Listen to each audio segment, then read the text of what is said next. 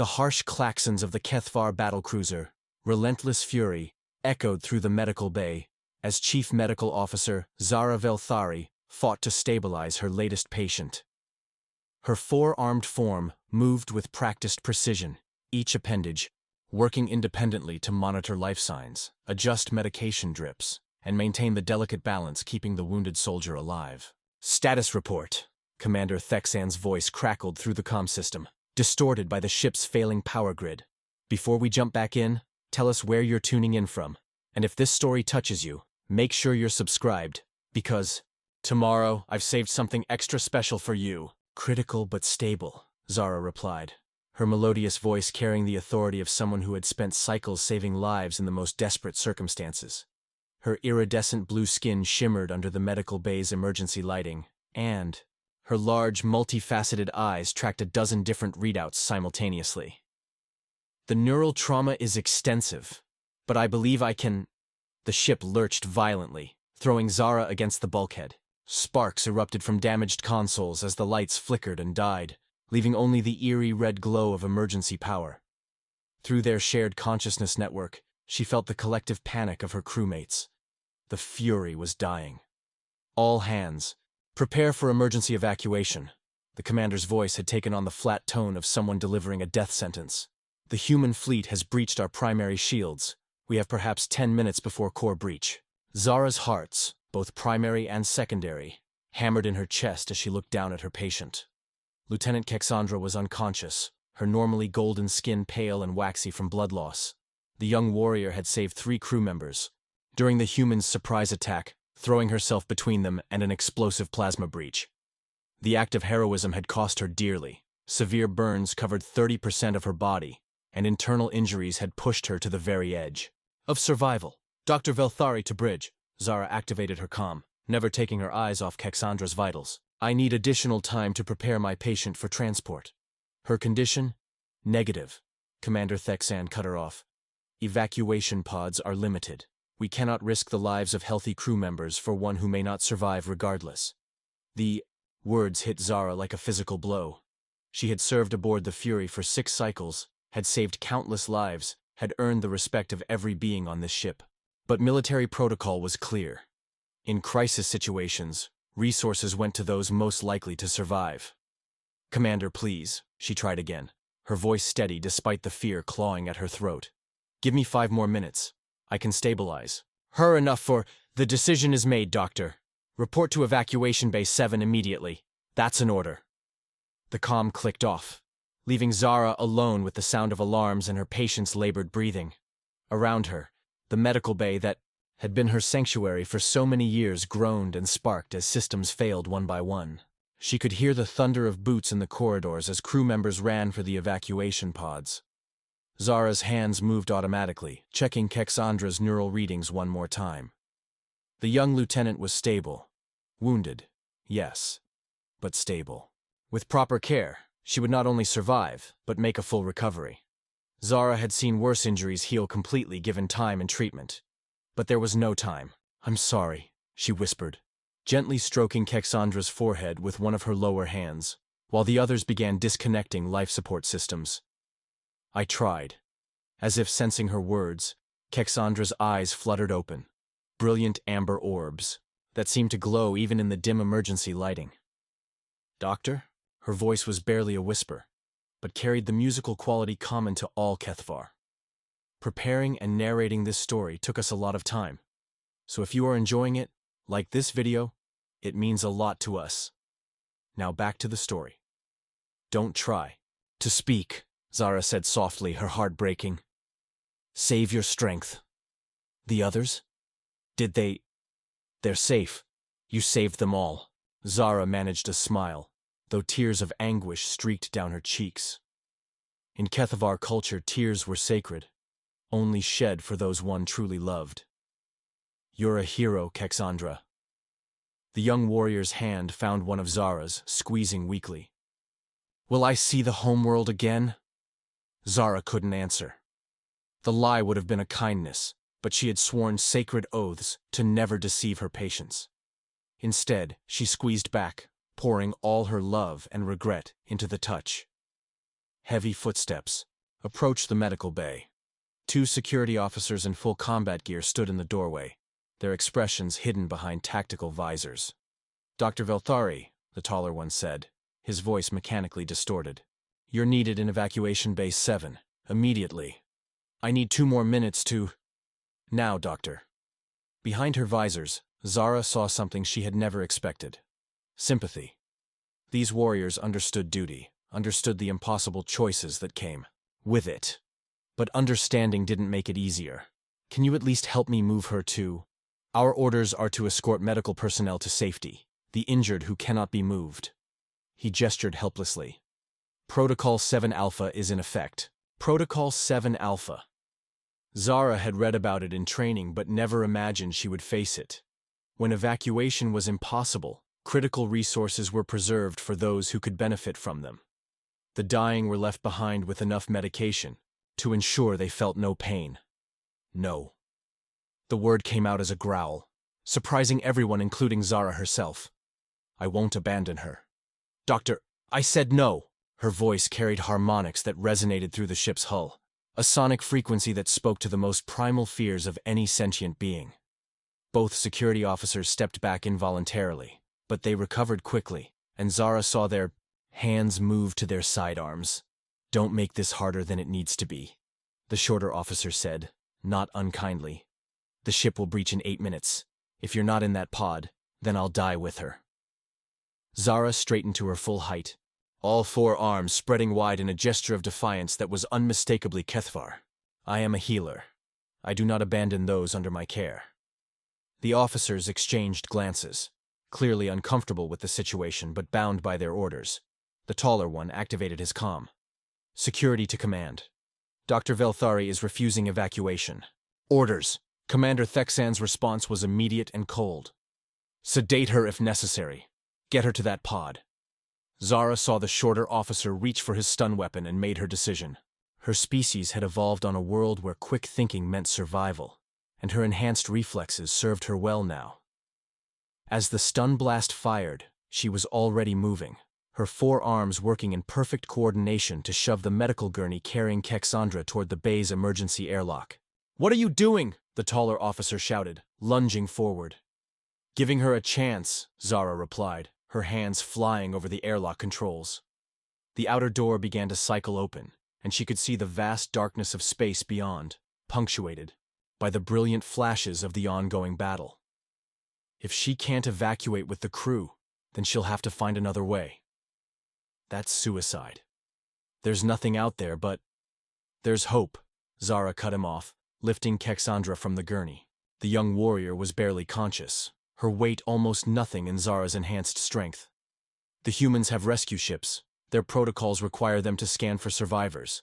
It was a desperate gamble based on intelligence reports she had read about human military doctrine.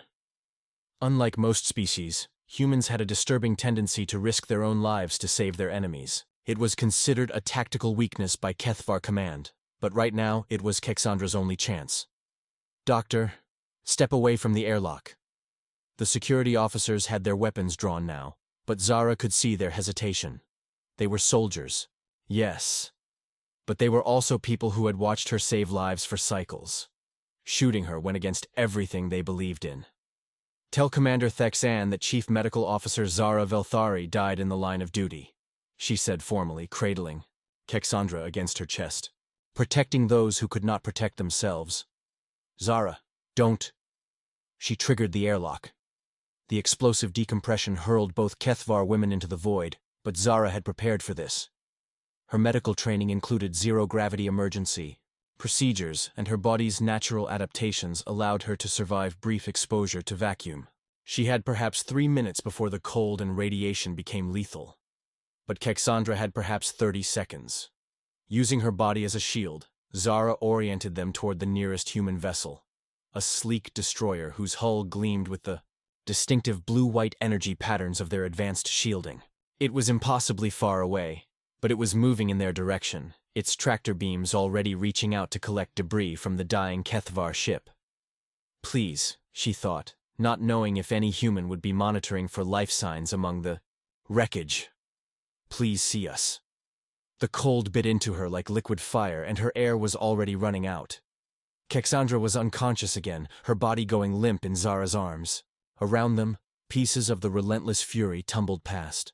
Fragments of the life she had known, the home she had served, the patients she had sworn to protect. I'm sorry, she thought, her vision beginning to blur as oxygen starvation took hold. I tried. I tried to save her. I tried to save everyone. Behind them, the Fury's reactor finally breached, turning the massive battlecruiser into a brief star that illuminated the darkness. The shockwave caught them, accelerating their tumble through space, but Zara barely felt it. Her body was shutting down, her consciousness fading. Her last coherent thought was a prayer to the ancestors, not for her own salvation, but for the young warrior in her arms who had given everything to save her comrades. Then darkness claimed her. Lieutenant Commander Marcus Tank Rodriguez was having what could charitably be called a very bad day. The UES Defiance bridge hummed with barely controlled chaos as his crew worked to coordinate the rescue of survivors from the destroyed Keth'var vessel. As the ship's executive officer, he was responsible for managing the dozens of simultaneous operations required to pull people out of the wreckage before the expanding debris field became too dangerous to navigate. "Sir, we've got 17 more pods on sensors," reported Ensign Chen from the tactical station. "Bearing 047 Mark 12, approximately 4,000 kilometers out." "Acknowledged." "Deploy recovery teams 3 and 5, Marcus replied automatically. His attention split between multiple displays showing the positions of survivor pods, debris hazards, and the movements of other human vessels in the area. "What's the status on the priority rescues?" "Medical pods are secure. We've got 43 survivors in Base 7, all stable according to Chief Petty Officer Hawkins." Chen paused, consulting his readings. "Sir, there's something else. Long-range sensors are picking up some unusual readings in Sector 4. Marcus looked up from his command console, frowning. "Define unusual, Ensign." Well, sir, it looks like organic matter, but the readings are inconsistent with standard debris patterns. The objects are too large to be body parts, but too small to be intact crew members in survival suits." "Show me." The main view screen shifted to display the area in question. At maximum magnification, Marcus could make out 2 dark shapes tumbling slowly through space, surrounded by the glittering fragments of the destroyed Keth'var ship. Unlike the regular geometric patterns of escape pods or the random chaos of hull fragments, these objects moved with the complex rotation characteristic of organic forms in zero gravity. "Jesus," whispered Lieutenant Parker from the communications station. "Are those bodies?" Marcus confirmed grimly. "Looks like someone didn't make it to the pods in time." He activated the ship's intercom. "This is the XO. I need a volunteer crew for emergency EVA in Sector 4. We have possible survivors in vacuum. Time critical." The response was immediate. "Sir, this is Petty Officer Santos in Bay 12. My team is suited and ready to deploy." "Belay that," came another voice. Chief Warrant Officer Kelly Martinez, the ship's senior EVA specialist. "Santos, your people just came back from a 6-hour debris recovery. You're exhausted." A pause. "XO, this is Martinez. Give me 2 minutes to gear up and I'll handle it personally." Marcus knew Martinez by reputation, a 20-year veteran who had pioneered several zero-gravity rescue techniques and trained half the EVA specialists in the fleet. If anyone could pull off a recovery in the rapidly expanding debris field, it was her. "Granted, Chief, but you go alone. I won't risk a full team in that mess." "Understood, sir. Launching in 90 seconds. Marcus watched the tactical display as Martinez's EVA pod separated from the Defiant and accelerated toward the distant objects. At this distance, even with their advanced sensors, it was impossible to determine if the figures were still alive. Most species could survive brief exposure to vacuum, but the Keth'var had been floating in space for nearly 10 minutes now. The odds were not encouraging. "Martinez to bridge," the chief's voice crackled through the comm system. "I'm approaching the targets now, confirming 2 Keth'var females, adult. One appears to be wearing medical officer's colors. The other..." A pause. "The other looks like she's been through hell, sir. Extensive injuries, possible radiation burns." "Life signs?" Another pause, longer this time. Marcus found himself holding his breath, wondering why he cared so much about two alien soldiers who had been trying to kill his people just minutes before. But that was the thing about humans. They had a weakness for lost causes and impossible rescues. "Sir, I've got vitals." On the medical officer. "Weak but present. She's... Damn, sir, she's holding the other one, protecting her with her own body." Martinez's voice carried a note of respect that transcended species boundaries. "The injured one. I can't get a clear reading, but I think she's alive too." "Can you recover both?" "Affirmative, but it's going to be tight.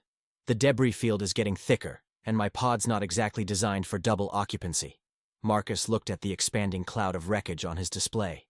Every second increased the danger to Martinez and her potential rescues. Protocol dictated that he recall the chief immediately. The risk to a trained EVA specialist outweighed the value of two enemy combatants. But as he watched, one of the tumbling figures seemed to shift slightly, and Marcus caught a glimpse of what looked like four arms wrapped protectively around a smaller form. The image triggered something deep in his hindbrain, some instinct that had nothing to do with military protocol and everything to do with being human. "Bring them home, Chief," he said quietly. "Roger that, sir. Beginning recovery now." The next few minutes were tense as Martinez maneuvered her pod through the increasingly dangerous debris field. Marcus found himself gripping his console as he watched the Chief's progress, her small craft dodging chunks of metal and energy conduits that could have easily vaporized it. "Got them," Martinez reported finally. "Both subjects secured. Medical officer is conscious, barely, but responsive. The other one..." Her voice trailed off. "Chief? Sir, I've never seen injuries like this. It's like she was caught in an explosion and somehow survived. But she's breathing, and her pulse is steady. Whatever that medical officer did, it worked." Marcus felt something unknot in his chest. "ETA to the Defiant?" 6 minutes, sir.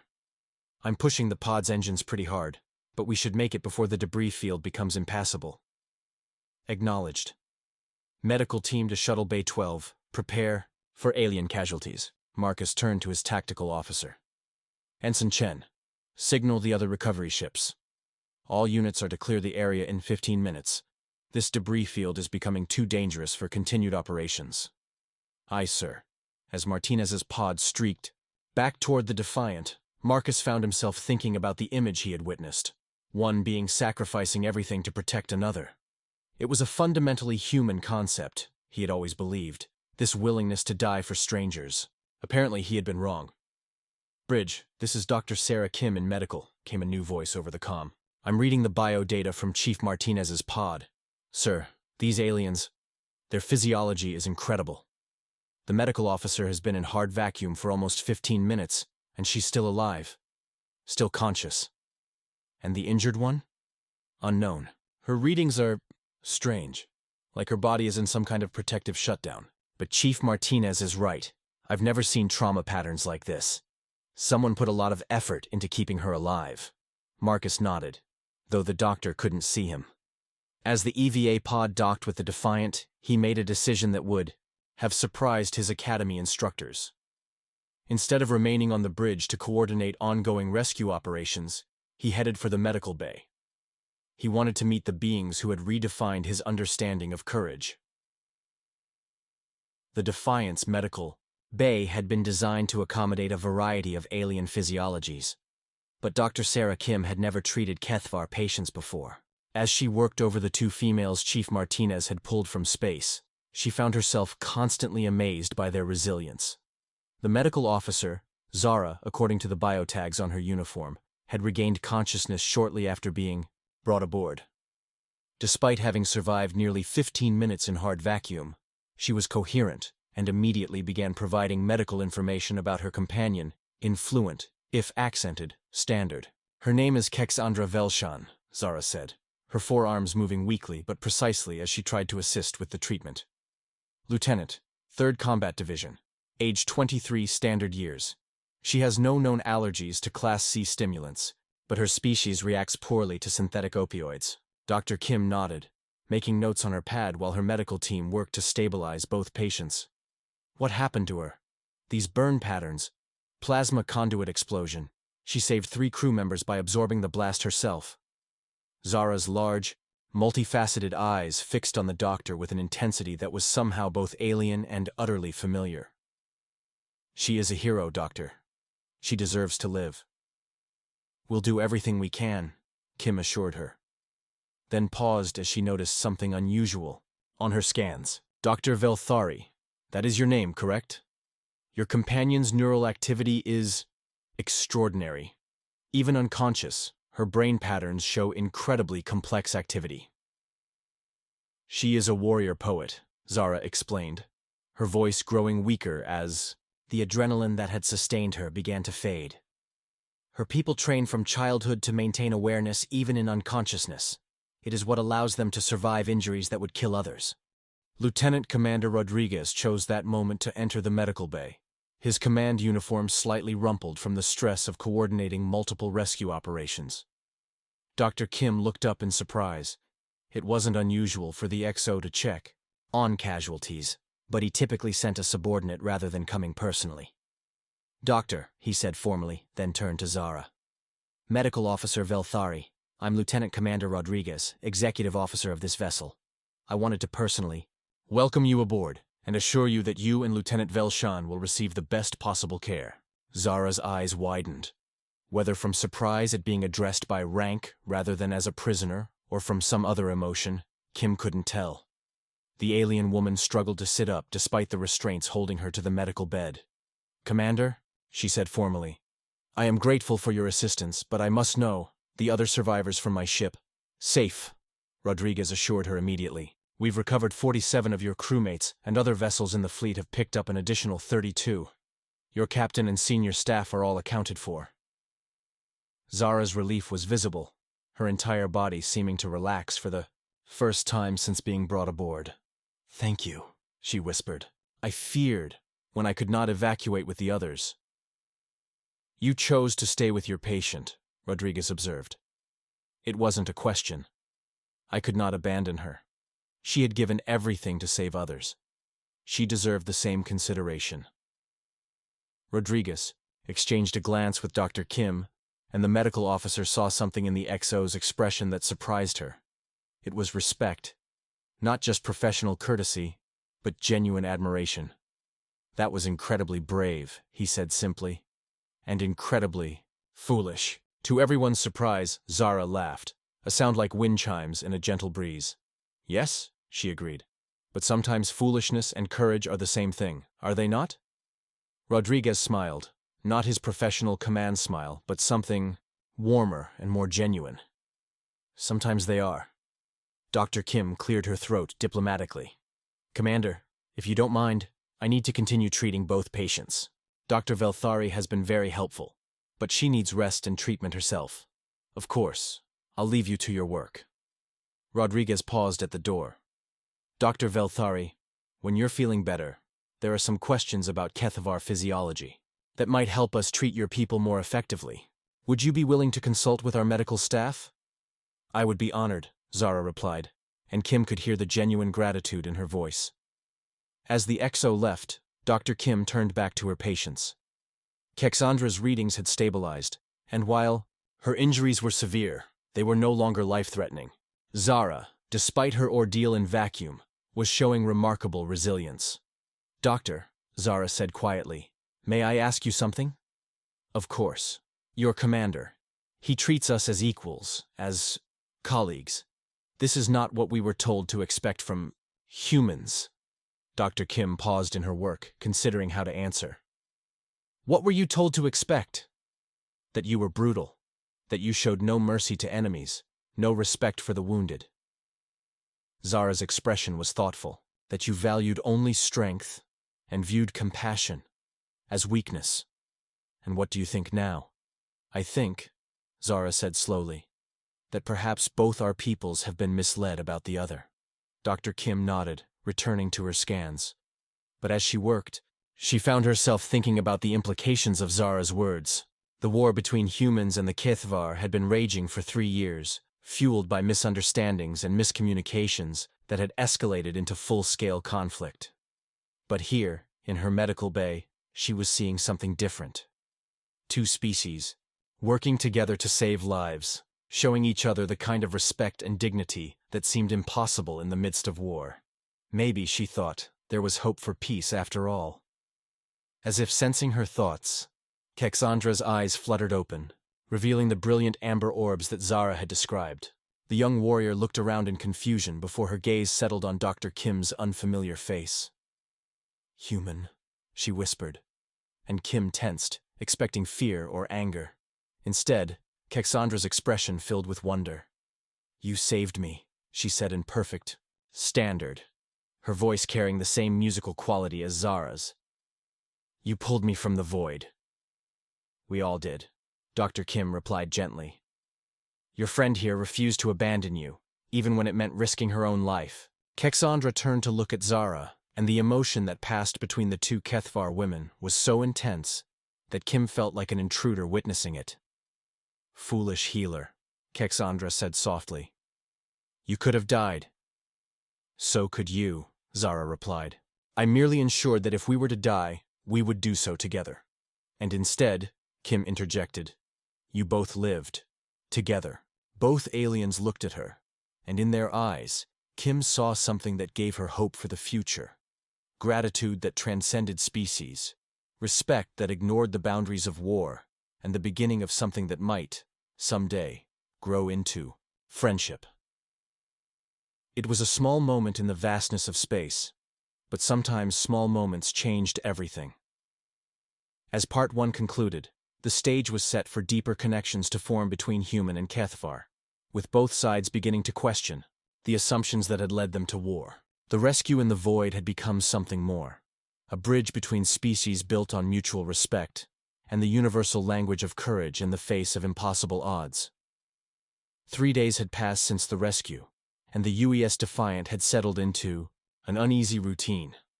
The ship now housed 97 Keth'var survivors in converted cargo bays that had been hastily transformed into temporary living quarters. What should have been a tense situation, enemy combatants living alongside their captors, had instead evolved into something unprecedented in the 3-year war. Lieutenant Commander Rodriguez stood in the observation deck overlooking cargo Bay 7, watching through reinforced transparisteel as humans and Keth'var worked side by side. Petty Officer Santos was demonstrating human portable fusion generators to a group of fascinated Keth'var engineers, while Chief Martinez taught their mechanics how to repair damaged EVA suits using human tools. "It's remarkable, isn't it?" Marcus turned to find Dr. Kim approaching, a steaming cup of coffee in her hands and an expression of wonder on her face. She had barely left the medical bay since the survivors came aboard, working tirelessly to understand Keth'var physiology and treat their wounded. "What's remarkable is that no one's tried to kill anyone else yet," Marcus replied dryly, though his tone held more amazement than cynicism. 3 days ago, these people were shooting at us. And we were shooting back, Kim reminded him. But something's changed. Have you watched them interact? Really watched. Marcus had indeed been watching, and what he observed defied everything. He thought he knew about the enemy. The Keth'var weren't the brutal, honor-obsessed warriors that Alliance propaganda portrayed. They were curious, intelligent, and surprisingly gentle in their interactions with his crew. "Dr. Vel'thari has been particularly helpful," Kim continued. "She's been consulting on all the medical cases, sharing knowledge that's advanced our understanding of alien physiology by decades. And Lieutenant Vel'thari has been asking questions about everything," Marcus finished. "Engineering reports that she's fascinated by our warp drive design. Apparently, Keth'var technology takes a completely different approach to faster-than-light travel." Through the transparisteel, they watched as Kexandra, now mobile but still bearing the faint scars of her injuries, examined a human power coupling with the intense focus of someone trying to understand an alien artifact. Her movements were fluid and precise, speaking to the enhanced reflexes that made her people such formidable warriors. "Commander Rodriguez to the bridge," came the announcement over the ship's comm system. "Priority message from Fleet Command." Marcus sighed, recognizing the tone that meant his relatively peaceful few days were about to end. "This can't be good news." "Go," Kim said gently. "I'll continue monitoring the situation here." As Marcus made his way to the bridge, he passed through sections of the ship that had been transformed by the Keth'var presence. The aliens had an instinctive understanding of energy flow and spatial harmony that had led to subtle improvements in everything from lighting efficiency to air circulation. His crew, initially suspicious, had begun actively seeking out Keth'var's suggestions for optimizing ship systems. The bridge was a study in controlled tension when he arrived. Captain Elena Vasquez stood at the central command station, her expression grim as she reviewed data on her personal display. The bridge crew moved with the quiet efficiency that indicated they were dealing with classified communications. "Report, Captain," Marcus said formally. "We've received new orders from Admiral Harrison," Vasquez replied, her voice carefully neutral. "The Keth'var survivors are to be transferred to the prisoner of war facility on Kepler Station within 48 hours. Marcus felt something cold settle in his stomach. "Ma'am, respectfully, these people aren't typical prisoners. They've been actively helping us, sharing knowledge." "I'm aware of the situation, XO," Vasquez cut him off, but not unkindly. "Admiral Harrison is also aware, which is why he's requested a full report on all interactions between our crew and the Keth'var survivors, particularly detailed information about Dr. Vel'thari and Lieutenant Vel'shan. They're of special interest?"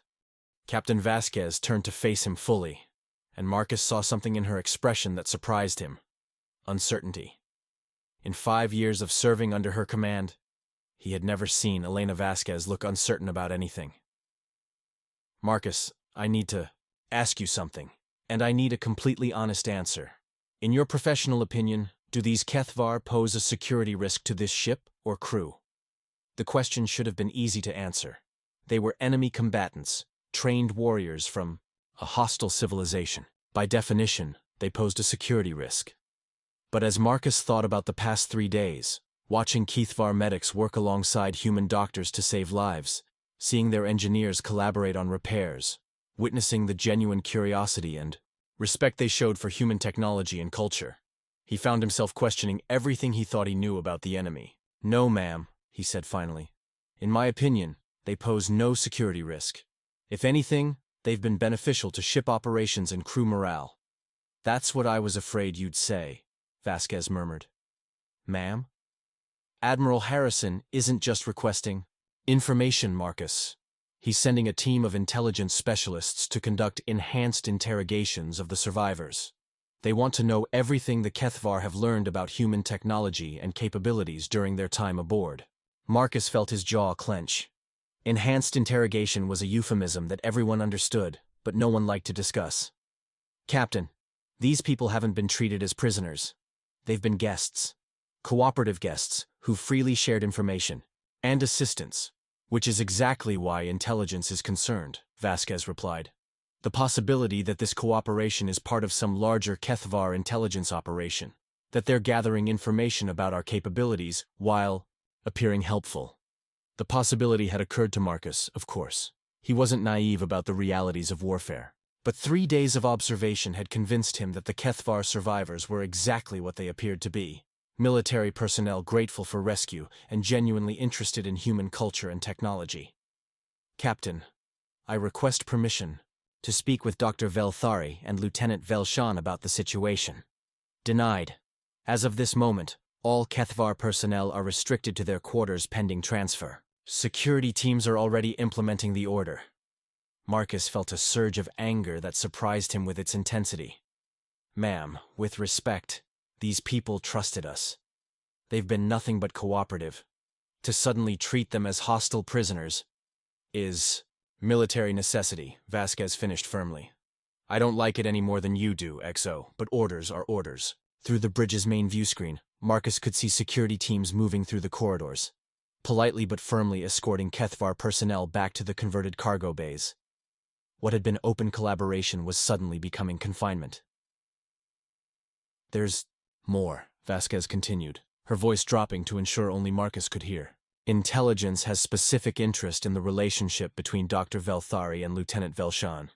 Apparently, their psychological profiles suggest a bond that goes beyond normal military hierarchy." Marcus thought about the interaction he'd witnessed in the medical bay, the emotion that had passed between the 2 Keth'var women. They're friends. Close friends. Dr. Vel'thari risked her life to save the lieutenant. Intelligence believes it might be more than friendship. Among the Keth'var, apparently, there are certain bonding rituals that create permanent psychological connections between individuals. If such a bond exists, it would make them incredibly valuable for intelligence purposes. The implication hit Marcus like a physical blow. If intelligence believed they could exploit some kind of emotional or psychological connection between Zara and Keth'ann, their interrogation methods would be even more invasive and potentially harmful. "Captain, You need to follow orders, Commander," Vasquez said sharply, then, more quietly, "Just as I do." Marcus looked at his commanding officer, really looked at her, and saw the conflict in her eyes. Elena Vasquez was a career officer who had built her reputation on following orders and achieving objectives. But she was also fundamentally decent, and the thought of turning cooperative allies over to intelligence clearly disturbed her. "Ma'am, what if there were another option? Such as?" Marcus hesitated, knowing that what he was about to suggest could be considered insubordination. What if Dr. Vel'thari and Lieutenant Vel'thari were to volunteer information, to provide a full briefing on Keth'var technology and military capabilities in exchange for considerations? What kind of considerations? Protected status? Treatment? As defectors rather than prisoners? Maybe even the opportunity to serve as liaisons between our species. Vasquez was quiet for a long moment, her eyes fixed on the tactical display showing the positions of other ships in the fleet. That would require authorization from Fleet Command, and it would need to be their idea, not ours. "Understood, ma'am." "Commander, you are not, repeat, not, to discuss this conversation with anyone, particularly not the Keth'var survivors." "Aye, Captain." But as Marcus left the bridge, he found himself thinking about loopholes and technicalities. He couldn't discuss the conversation with the Keth'var, but there was nothing preventing him from having a different conversation entirely. Zara sat in what had been her quarters for the past 3 days, a small but comfortable space that the humans had arranged with furniture adapted to Keth'var physiology. The sudden restriction to quarters had been delivered politely but firmly by security personnel who had seemed genuinely uncomfortable with their orders. She understood the implications. She had been a military officer long enough to recognize the signs of changing political winds. The brief period of cooperation and mutual respect was ending, replaced by the familiar dynamics of captivity and interrogation. What troubled her most was not her own fate, but Keth'ann's. The young warrior had been thriving in the human environment, her natural curiosity finding endless stimulation in their technology and culture. To see that enthusiasm crushed by the realities of war would be a tragedy beyond the physical injuries she had already suffered. A soft chime indicated someone requesting entry. Zara activated the door controls, expecting to see another security guard, or perhaps Dr. Kim with medical updates. Instead, Lieutenant Commander Rodriguez stood in her doorway, his expression carefully neutral, but his eyes showing something that might have been concern. "Dr. Vel'thari, may I come in?" "Of course, Commander." Zara gestured to one of the adapted chairs, her 4 arms moving in the graceful patterns that were unconscious among her people. "To what do I owe this honor?" Rodriguez sat down, and Zara noticed that he positioned himself at an angle that suggested conversation rather than interrogation. "I wanted to personally thank you for your assistance over the past few days. Your medical expertise has been invaluable. I was pleased to help. Your Dr. Kim is remarkably skilled, and your medical technology is fascinating in its approach." "About that," Rodriguez said carefully, "I understand that your cooperation may have created complications for you and Lieutenant Vel'thari." Zara's large eyes fixed on him with sudden intensity. "What kind of complications?" "The kind that military intelligence finds interesting," Rodriguez replied obliquely. "I can't discuss specifics, but I wanted you to know that there may be opportunities to address those complications, hypothetically speaking." Zara was silent. For a moment, her enhanced cognitive abilities processing the implications of his words. Hypothetically, what kind of opportunities? The kind that might involve voluntary cooperation rather than mandatory interrogation. The kind that might lead to protected status for individuals who chose to serve as cultural and technical liaisons between our species. And hypothetically, what would such cooperation involve? Rodriguez leaned forward slightly. Complete disclosure of relevant military and technical information. Cultural briefings that could help prevent future misunderstandings between our species. and a willingness to serve as permanent ambassadors in the event that peace negotiations became possible. Zara understood immediately. He was offering them a chance to become defectors, to abandon their allegiance to the Keth'var Empire in exchange for protection and a role in potential peace efforts. It was simultaneously an incredible opportunity and an act of ultimate betrayal. Commander, such a decision would not be mine alone to make. I understand. Hypothetically, both parties would need to agree to such an arrangement. And hypothetically, how much time would be available to consider such a proposal? Rodriguez's expression grew grim. Very little. Hours, not days. Zara nodded slowly, her mind racing through possibilities and implications. Commander, might I ask a personal question? Of course! Why are you offering this? You owe us nothing. We are your enemies. Rodriguez was quiet for a moment, seeming to consider his words carefully. 3 days ago, you threw yourself into vacuum to save someone who couldn't save herself. You risked everything for a person who might not have survived regardless. That's not the action of an enemy. That's the action of someone who understands that some things are more important than politics or war.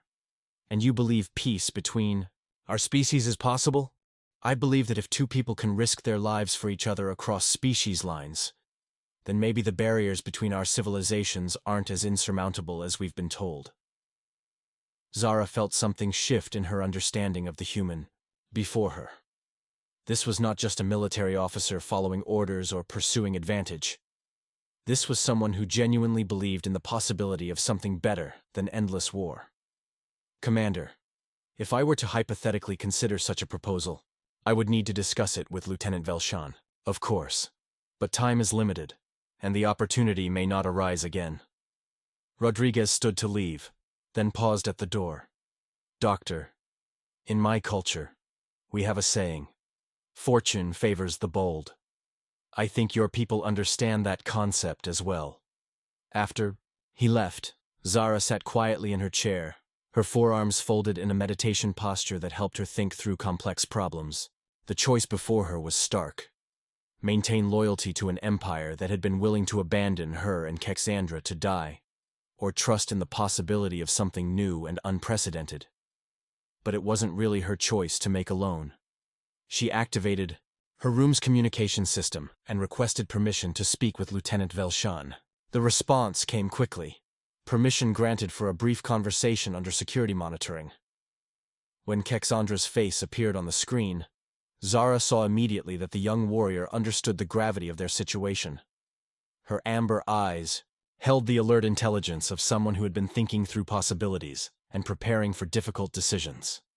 My friend, Zara said formally, knowing their conversation was being recorded. I have had an interesting discussion about hypothetical opportunities for cultural exchange. Kex'andra's expression didn't change, but something flickered in her eyes. What kind of cultural exchange? The kind that might allow two individuals to serve as bridges between civilizations, to help prevent the misunderstandings that lead to unnecessary conflict. And the cost of such service? Complete honesty about one's background and knowledge. A willingness to prioritize peace over loyalty to any single government or empire. Kex'andra was quiet for a moment, her enhanced cognitive abilities undoubtedly analyzing the implications just as Zara had done. And you believe such service would be meaningful? I believe, Zara said carefully, that sometimes the greatest loyalty to one's people involves betraying one's government.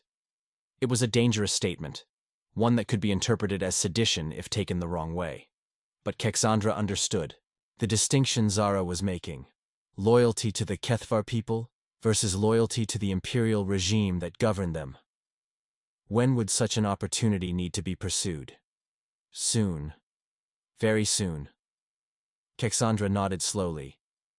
Then perhaps we should prepare ourselves for new forms of service. The conversation ended, but both women understood what had been decided. They were about to cross a line that could never be uncrossed, abandoning everything they had known in pursuit of something that might not even be possible. But as Zara prepared for what would certainly be the most important conversation of her life, she found herself thinking about Rodriguez's words, "Fortune favors the bold." It was time to be very bold indeed. The conference room aboard the UES Defiant had been hastily configured for what would either be a historic moment of interspecies cooperation or a complete diplomatic disaster. Admiral Harrison's intelligence team had arrived via fast courier, their stern faces and black uniforms creating an atmosphere of barely controlled menace. Zara and Keth'ann sat across from the intelligence officers, their hands unbound, but their situation clear. Captain Vasquez presided over the meeting with Rodriguez at her side, both officers maintaining carefully neutral expressions despite their obvious discomfort with the proceedings. Dr. Vel'thari, Lieutenant Vel'thari, began. Colonel Morrison, the lead intelligence officer. You understand why you're here. We understand that our cooperation has been misinterpreted as a threat, Zara replied calmly, her forearms folded in a gesture of diplomatic patience. Your cooperation gave you access to classified human technology and military capabilities, Morrison countered. Information that could prove devastating if shared with your government. Keth'ann leaned forward, her amber eyes blazing with controlled anger. Colonel, in the past 72 hours, we have learned more about human decency and honor than 3 years of war propaganda could have prepared us for. Do you truly believe we would betray the people who saved our lives? Belief is irrelevant. Security is paramount. Rodriguez cleared his throat. Colonel, before we proceed, Dr. Vel'thari and Lieutenant Vel'thari have requested to make a statement. Morrison's expression darkened. This isn't a negotiation, Commander. No, Zara said, rising to her full height with the fluid grace of her species. It's a choice. She reached into her uniform and withdrew a small crystalline device that pulsed with soft blue light. The intelligence officers tensed, hands moving toward weapons, but Zara's movements were deliberately slow and non-threatening.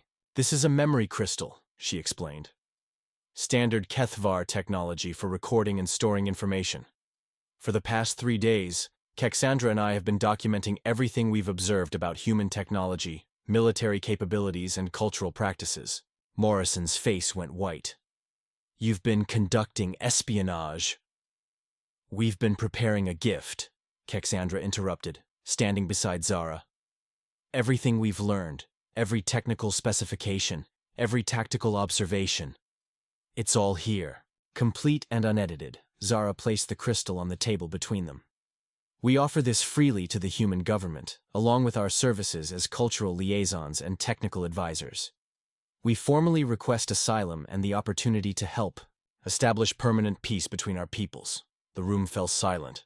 Morrison stared at the crystal as if it might explode, while Captain Vasquez and Rodriguez exchanged glances of amazement. You're defecting, Morrison said flatly. We're evolving, Zara corrected. 3 days ago, we believed humans were monsters. We were wrong. Our government has been wrong.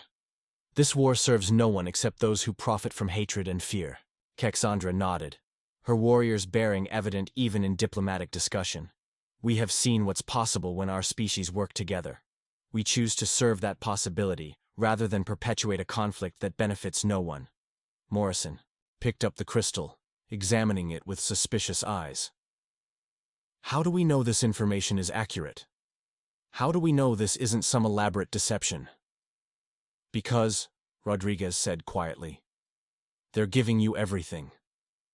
Complete, technical, intelligence about their own people's capabilities, military secrets that could end the war in humanity's favor. No one creates that level of deception just to maintain a cover story. Captain Vasquez leaned forward. Dr. Vel'thari, you understand the implications of what you're offering? If we accept your asylum request, you can never return to Keth'var. Space. You'll be branded as traitors by your own people. Our own people, Keth'ann said with bitter emphasis. We're willing to let us die rather than risk resources on a rescue. Commander Rodriguez and Chief Martinez risked their lives to save enemies, which loyalty seems more worthy of honor. Morrison activated a communication device, speaking in low tones to someone off-ship. After several minutes of tense conversation, he turned back to the group. Fleet Command has agreed to a provisional arrangement. Dr. Vel'thari and Lieutenant Vel'thari will be granted protected status pending full evaluation of the intelligence they've provided. If the information proves valuable and accurate, asylum will be granted, along with formal positions as interspecies liaisons. Zara felt something she hadn't experienced in years. Hope for a future beyond endless conflict. And the other survivors? Will be treated according to standard prisoner protocols, but with consideration for their cooperation during rescue operations. It wasn't perfect, but it was far better than enhanced interrogation and indefinite detention. There's one more thing, Rodriguez added, consulting his personal pad. Fleet Command has authorized the establishment of a formal interspecies relations department. If your asylum is approved, you'd be among the first official ambassadors between human and Keth'var civilizations. Cassandra smiled, the first genuine expression of joy Zara had seen from her since the injuries. From the void of space to ambassadors for peace. It's poetic, don't you think? It's unprecedented, Morrison corrected grimly. And it will face enormous opposition from both governments. Then we'll face that opposition together, Zara said firmly. Humans and Keth'var, working towards something better than war. As the meeting concluded and arrangements were made for their new status, Rodriguez approached the two women privately. I want you to know, he said quietly, what you've done here today took incredible courage. You've potentially changed the course of history. We've simply chosen hope over fear, Zara replied. You taught us that such choices were possible. Rodriguez smiled. You taught us something too, that enemies can become allies when they're willing to see each other as people, rather than threats. 6 months later, the first formal peace negotiations between the Human Alliance and the Keth'var Empire began on neutral ground. The talks were difficult, often contentious, but they were guided by two unlikely ambassadors who had proven that understanding could transcend the boundaries of species and conflict. Dr. Zara Vel'thari and Lieutenant Cassandra Vel'thari, once cast into the void as expendable casualties, had become the architects of a new era of interspecies cooperation. Their fall from the dying ship had ended with humanity catching them. But their real rescue had been mutual. In saving them, humans had discovered that their enemies could become their greatest allies. In being saved, the Keth'var had learned that strength and compassion were not contradictory qualities. Sometimes the greatest victories came not from defeating one's enemies, but from transforming them into friends. And sometimes, falling into the void was the first step toward reaching the stars. The end up next. You've got 2 more standout stories right on your screen. If this one hit the mark, you won't want to pass these up. Just click and check them out. And don't forget to like, subscribe, and turn on the notification bell so you don't miss any upload from us.